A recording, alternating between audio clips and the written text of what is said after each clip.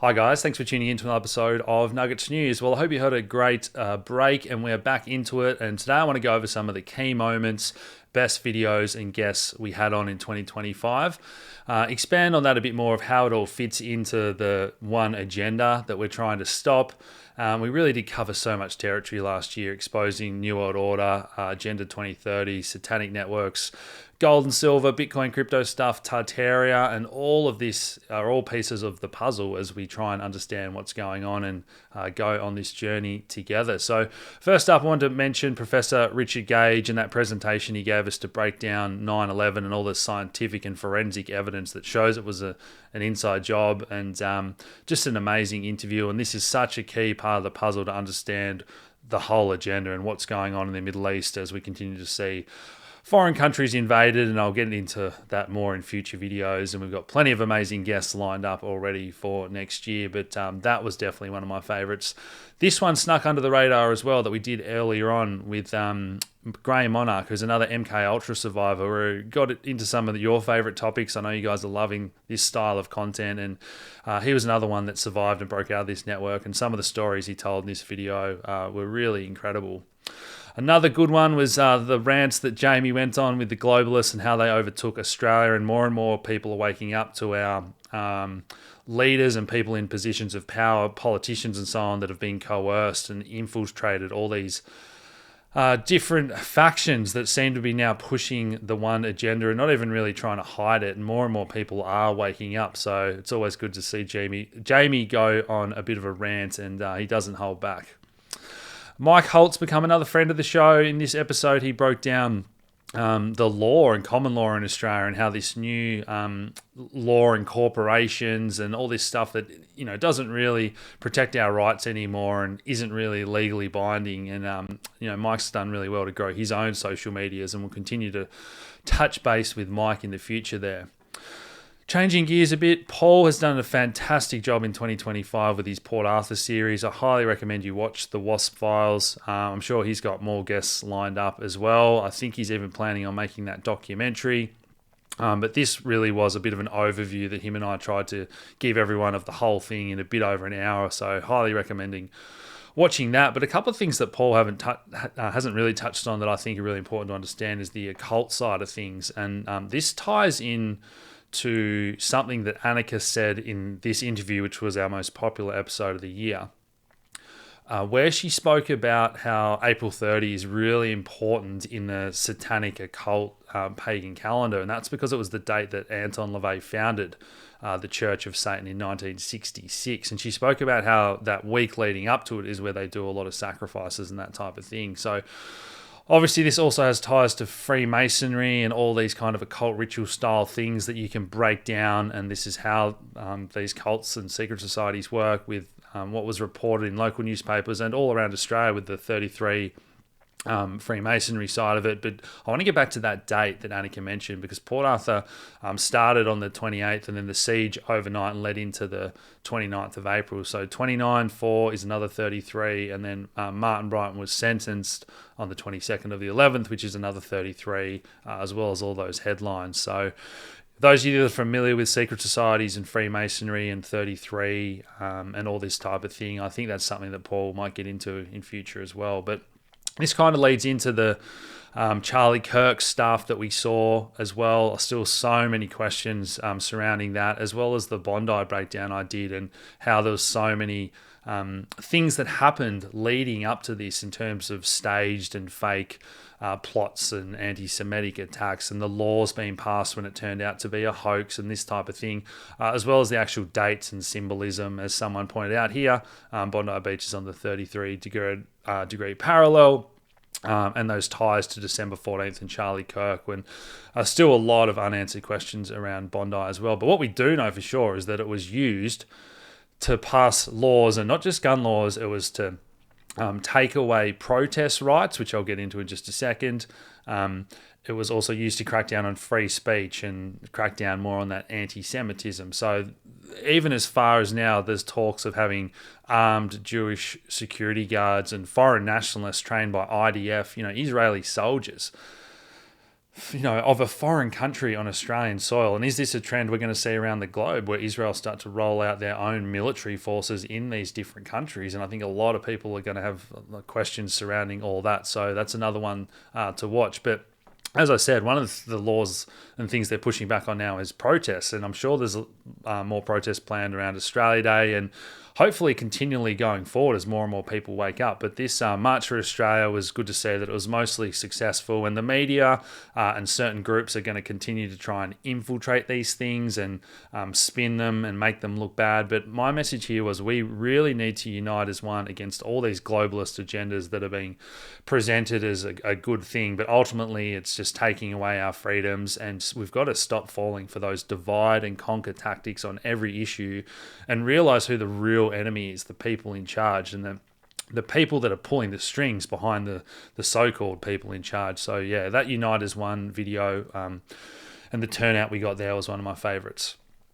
Switching gears again, this was a real highlight for me. We've done dozens of videos, and I've been active on forums since 2010 talking about, gold and silver, and then 2012 onwards, Bitcoin and crypto, and these alternatives to get away from the Rothschild Zionist controlled banking system and the cabal. So for many, many years, people had been waiting for silver to break out, and this was really exciting. I jumped on the day that it made new all-time highs, and I did say, look, guys, if you haven't got a position yet, average in and wait for a pullback, and that's kind of what happened. We chopped around back to under 45, I think, so you could have still picked up a good position in average $40, and now we know silver's up to $80 or 130 Aussie dollars.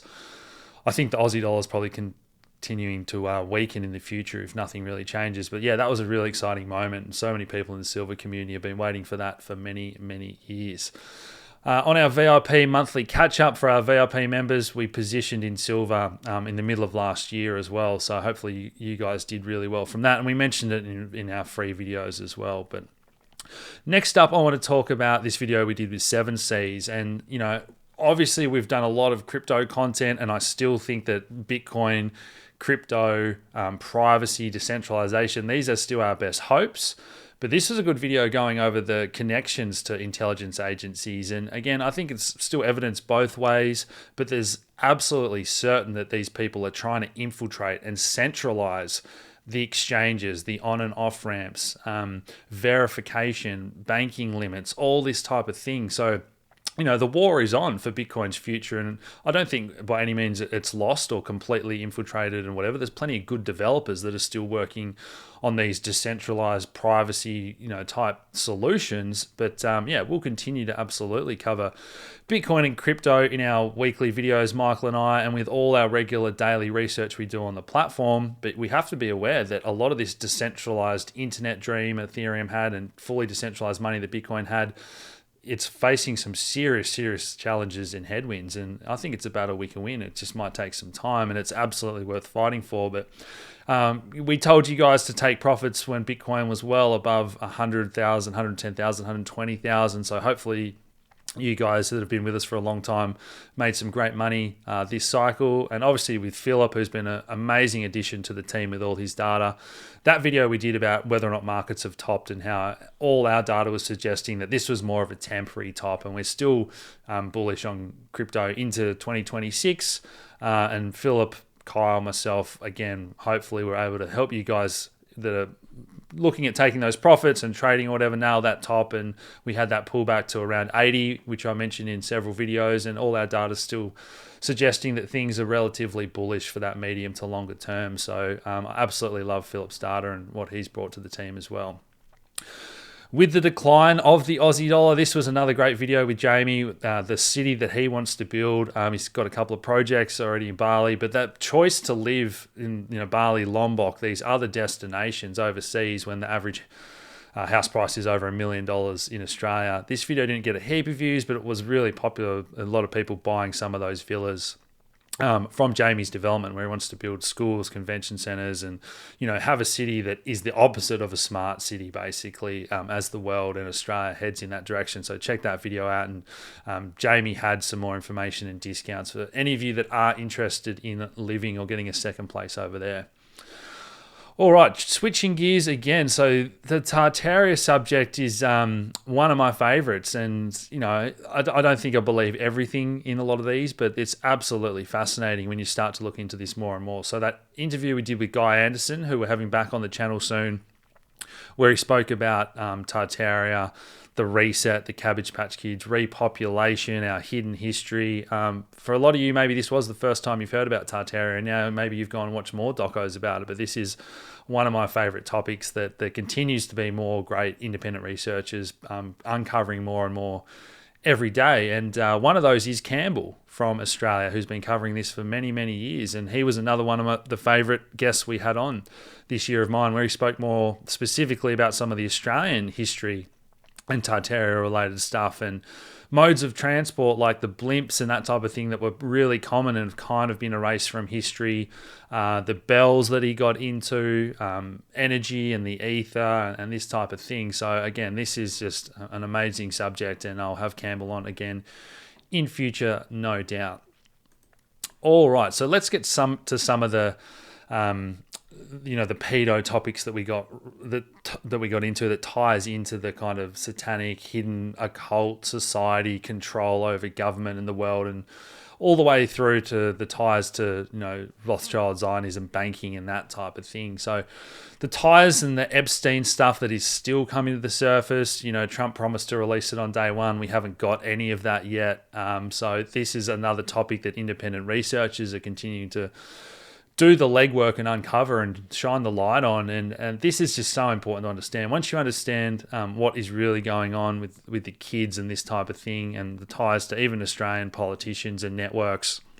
I know that there's a documentary specifically coming out about this in Australia relatively soon, and I'll be having the guests, the producers of the doco on the show and helping them promote that when the time is right. But yeah, this particular file about the 28 prominent politicians that were involved in this that got covered up by the government, whatever, this all ties into that Epstein network. And that was one of my favorite videos to do for you guys, and tying it all in together and explaining exactly how these global satanic pedo networks work and how these secret societies have all kind of tied into each other and just rebranded over the years. But ultimately, we're kind of in this battle of good versus evil and trying to brainwash people, divide people, the MK Ultra, the media, Hollywood, all the propaganda, to really taking back our freedoms. And as I said before, uniting as one and realizing who the real enemy is.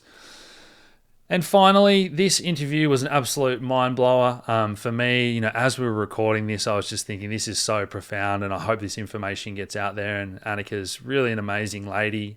We can have her on again in future, maybe if you guys want.